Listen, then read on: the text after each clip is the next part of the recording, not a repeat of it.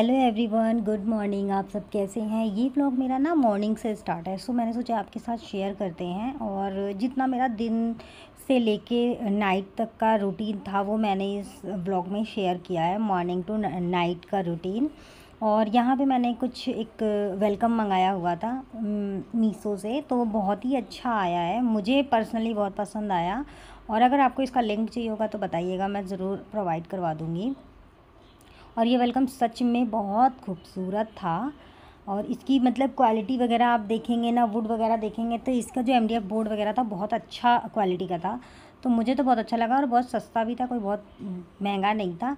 फिर उसके बाद मैंने थोड़ा सा बेड वगैरह सही कर दिया था, क्लीन कर दिया था, क्योंकि आपको पता है मतलब गर्मी इतनी ज़्यादा है ना कि हर दूसरे तीसरे दिन हमें बेड को सीट चेंज करनी पड़ती है, बेड सीट। फिर उसके बाद मैंने मशीन लगा दी थी। और ये कंफर्टर है एसी वाला, इसे आप दोहर भी कह सकते हैं, एसी कंबल भी कह सकते हैं, कंफर्टर भी कह सकते हैं। इसको कैसे धोते हैं वो मैं आज आपके साथ शेयर करती हूँ, बहुत सरल वे में।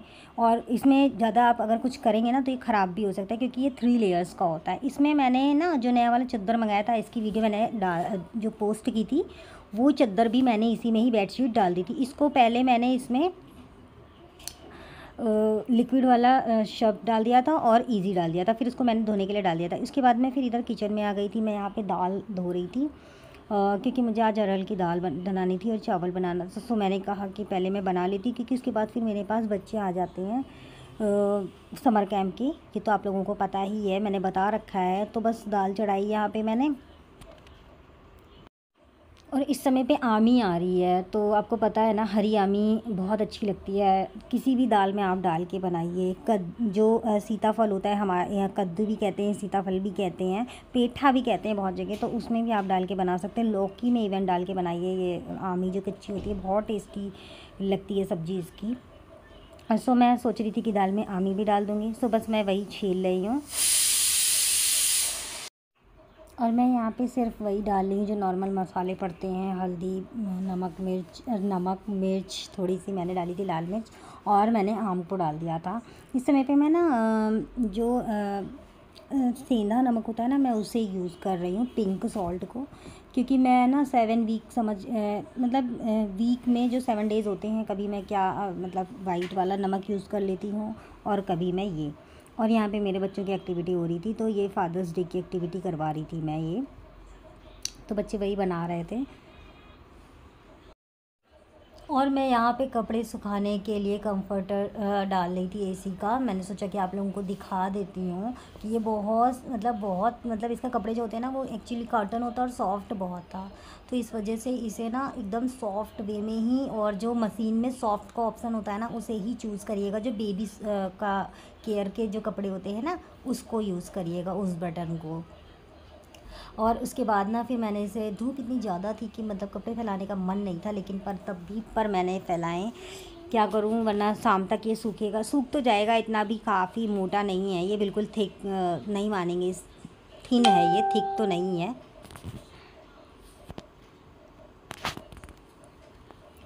सो मैंने ना यहाँ पे जो फ़्लिपकार्ट से जो मंगाया था, मैंने आपको बताया था बेडशीट, वो भी मैंने बिछा दी थी, धोने के लिए सॉरी डाल दी थी। फिर उसके बाद मैंने इसको बिछा दिया था धूप में, कि ताकि ये सूख जाए जल्दी। और इसका सूखने का मैं वेट कर रही थी कि इसका कपड़ा कैसा निकलेगा। धोने के बाद तो ये सॉफ्ट हो गया था, सूखने के बाद आई डोंट नो कि पता नहीं कैसा होगा। और मैं इसे बोलूँगी कि आप अगर ये ख़रीद रहे हैं ना तो बिल्कुल मत ख़रीदिएगा, मतलब मुझे तो पर्सनली नहीं पसंद आया, बाकी आपकी मर्ज़ी है, पर मतलब वेस्ट मनी होगा आपका अगर आप इसे लोगे तो। और यहाँ पे ना मैंने आपको पहले दिखा दिया था कि सुबह हमने दाल चावल बनाया था, बस वही खा लिया था। और शाम को मैंने आलू की टिक्की बनाई थी नाश्ते में, जो कि आपने देख ली। और ये मलाई चाप, तंदूरी चाप बना रही थी, तो चाप को मैंने पहले बॉयल कर लिया था, बॉयल करने के बाद इसे मैंने पीस करके अब इसे मैं ना देसी घी में फ्राई कर रही हूँ, बिकॉज़ इसका टेस्ट मुझे देसी घी में जो मस्त आता है ना, मुझे लगता है कि मैं, और वैसे भी मैं ना ऑलिव ऑयल वगैरह या तो यूज़ करती हूँ या रिफाइंड में बिल्कुल नहीं यूज़ करती, तो मुझे लगा कि मुझे देसी घी में बनाना चाहिए। और ये हंग कर्ड है, इसमें सबसे मोस्ट इम्पॉर्टेंट यही मतलब चीज़ है जो इसके बिना कुछ भी नहीं हो सकता है, यही मैरिनेट करता है चीज़ों को। तो बस इसमें मैंने 4 चम्मच हंकड़ ले लिया था और ये बहुत अच्छा घर का हंकड़ मैंने बनाया हुआ था। तो ये समझ लीजिए कि मैंने इसको पानी वगैरह में कहीं कुछ भी नहीं इसका निकाला, ये ऑलरेडी इतना निकला ही था हंकड़ जैसा। तो बस इसे मैंने लिया 4 चम्मच और फिर मैंने दही को ना एक बड़े से भगोने में डाल दिया। इसमें मैंने थोड़ी सी बिल्कुल पिंच हल्दी डाली है और उसके बाद मैंने इसमें ना भुना हुआ जीरा का पाउडर डाला जो कि मैं घर पे ही बनाती हूँ। और इसके बाद मैंने थोड़ा सा तंदूरी मसाला, थोड़ा नहीं, 1 टीस्पून डाला था बड़ा सा, क्योंकि इसका जो फ्लेवर होता है ना सब इसी में ही होता है। इसमें और कुछ मसाले डालने की आपको ज़रूरत नहीं पड़ेगी। अगर आप तंदूरी मसाला डाल दो एकदम बाहर जैसा इफ़ेक्ट आता है, आप खा के देखिएगा, बहुत टेस्टी लगता है, बिल्कुल मतलब बाज़ार जैसा ही लगता है। सो मैंने इसको इसमें 1 चम्मच ये डाल दिया था और गरम मसाला डाला था, चाट मसाला डाला था, काली मिर्च पाउडर डाला था, मैं पहले ही बता दे रही हूँ आपको। और ये देखिए यहाँ पे मेरी ना थोड़ी सी मलाई चाप जल गई थी।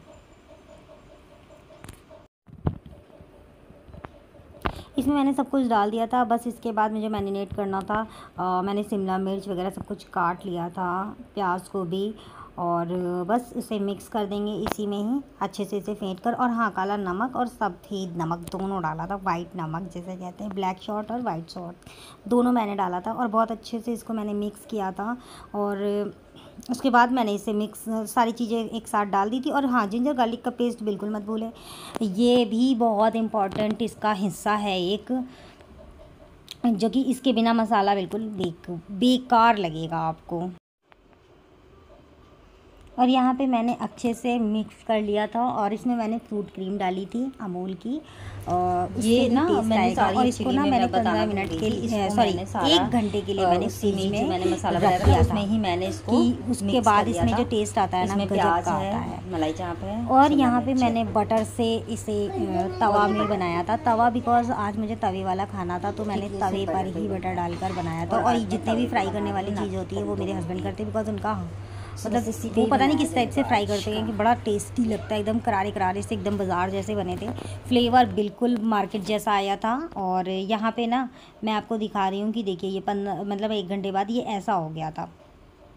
और अब बस मैं इसमें बटर मैंने पूरे चारों तरफ लगा दिया था तवे पे। और अब मैं इसको चाप को और ये शिमला मिर्च वगैरह जो भी आपको सब्ज़ी डालनी है ना आप डाल सकते हैं। मैंने इसमें टमाटर, शिमला मिर्च, प्याज और ये डाला था मलाई चाप। बस इसके बाद मैंने इसे फ्राई किया और देन हमने खाया। और बच्चों ने तो मेरे रोटी नहीं खाई थी, मैंने और मेरे हस्बैंड ने रोटी के साथ खाया था। टेस्टी था। अगर आपको इसकी फुल रेसिपी चाहिए होगी तो प्लीज़ कमेंट में बताइएगा, मैं ज़रूर आपके साथ शेयर करूँगी, बिकॉज़ ये खाने में बहुत टेस्टी मिलता है। अगर ये नहीं मिलता है ना आपके उसमें तो ऑनलाइन पक्का मिल जाएगा, आप ऑनलाइन मंगा सकते हैं अमेज़ॉन वगैरह पे, सब पे, ब्लिंकिट वगैरह सब पे मिलता है। जैसे आपके जहाँ शहर पे आप रहते हो बहुत जगह नहीं मिलता। उसके बाद शाम को हम मॉल गए थे क्योंकि मुझे फ्रूट्स लेने थे कुछ, और आलू प्याज लेनी थी, टमाटर लेनी थी, सब्जियाँ लेनी थी। तो ये मैं मोस्टली मॉल से ही लेना पसंद करती हूँ। और यहाँ पर मेरे हस्बैंड और बेटी देखिए क्या कर रहे हैं। हस्बैंड तो चलिए ले रहे थे सामान, बेटी मेरी उसमें दाल में और इन सब में हाथ डालना इन लोगों को बहुत पसंद है। बच्चों को मैंने मतलब बहुत सारे बच्चों को देखा है कि ये काम ज़रूर करते हैं। उसके बाद ये लोग थोड़ा सा खेले वेले थे, वहाँ पे झूला वगैरह झूले थे। उसके बाद मैं घर आ गई थी, फिर मेरा नाइट काफ़ी ज़्यादा हो गई थी, 11:30 बज गया था। और बस इतना ही छोटा सा व्लॉग था। आई होप आप लोगों को पसंद हो गया। Bye and take care, Radhe Radhe.